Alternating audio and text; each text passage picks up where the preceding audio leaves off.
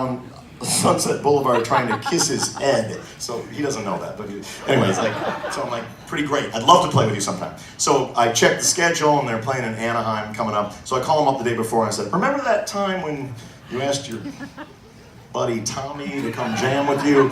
Well, you're playing tomorrow in Anaheim. May I join you on stage? Said, sounds great. What would you like to play? I said, well, how about The Ghost of Tom Joad? Because it's one of my favorite Bruce Springsteen acoustic songs. Rage Against the Machine had covered it with like sort of a Sabbath-esque version. And he said, great. Now, Bruce had been to a few of my Night Watchman shows and was a fan of that, so he said, I want you to sing it with me too. And I said, well, I've never been more nervous in my life, but sure. So I spent all night, listening to the Bruce version and learning the chords and singing it, and I showed up, and I was down in catering in Anaheim, and I heard the band practicing it, and now they had pulled a dirty trick on me. They had changed the key of the song, and they had raised it 8 steps. So as you can hear from my rich milk chocolate baritone voice, that I don't exactly have an America's Got Talent range, but I was panicked because now I also had to transpose all those chords, which is not my forte, and I was now standing on stage rehearsing with the E Street Band a song that I could not sing and could not play, and it was a bummer.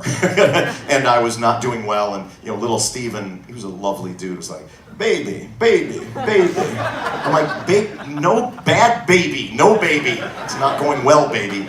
And Bruce recognized, they don't call him the boss for nothing, because Bruce recognizes my anxiety, and he puts his hand on my shoulder and says, Tommy, we're gonna play it in this key, and it's gonna be great. And I said, well, thanks, Jedi Master Yoda, because you already know how to sing it and play it. But it did calm my nerves for the moment and gave me perspective. There's 15 people in the E Street Band. They all know the chords. I don't need to play the chords. Can I sing a song like from the heart and with passion about social justice issues? Yes, I can. Can I play a kick-ass guitar solo? Yes, I can. So the rest of the rehearsal, I took it upon myself I'm gonna play a little trick on the E Street Band. So when we were practicing the song and the solo section came up, which was a lengthy solo, I didn't give away any of the good shit.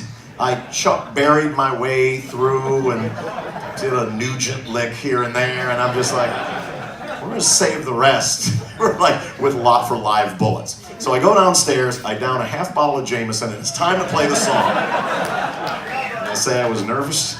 So I come up there, and Bruce gives me a flower introduction, and then we play the song. And something happened on that night that was a transformative event. It was something that none of us expected. Bruce Springsteen fans had certainly never seen anything, and I thought I may never play with Bruce Springsteen and the E Street Band again. So I'm gonna play all my best shit right now. I'm gonna scratch. I'm gonna wiggle. I'm gonna go fast. I'm gonna go emotional. I'm gonna do it all. And Bruce just kept going like, more. I'm like, oh, I got more, baby. Tommy's got more. Tommy has more for you.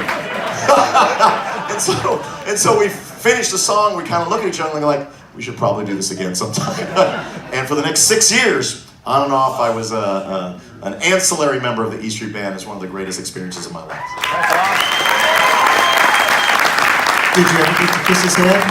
Did you ever get to kiss his head?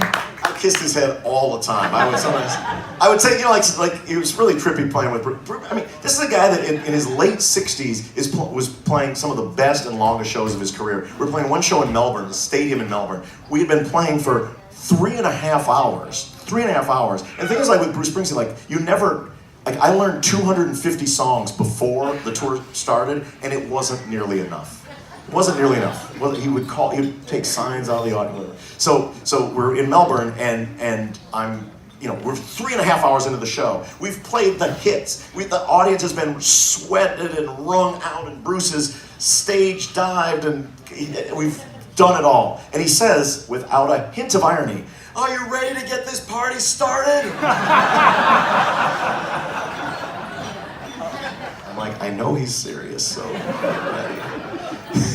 And he asked me once, he said, so what's it like how do you feel after an E Street Band show? I'm like, I'm exhausted. He was like, I am so pleased and proud that the E Street Band is able to exhaust the guy from Rage Against the Machine. I said, no, don't misunderstand me. Like, well, the Rage show, I'm like cardiovascularly exhausted. With the Springsteen show, I'm orthopedically exhausted. Because I'm standing in these punk rock boots for 4.5 fucking hours. No rest in sight. Are you ready to get this party started? You began your solo career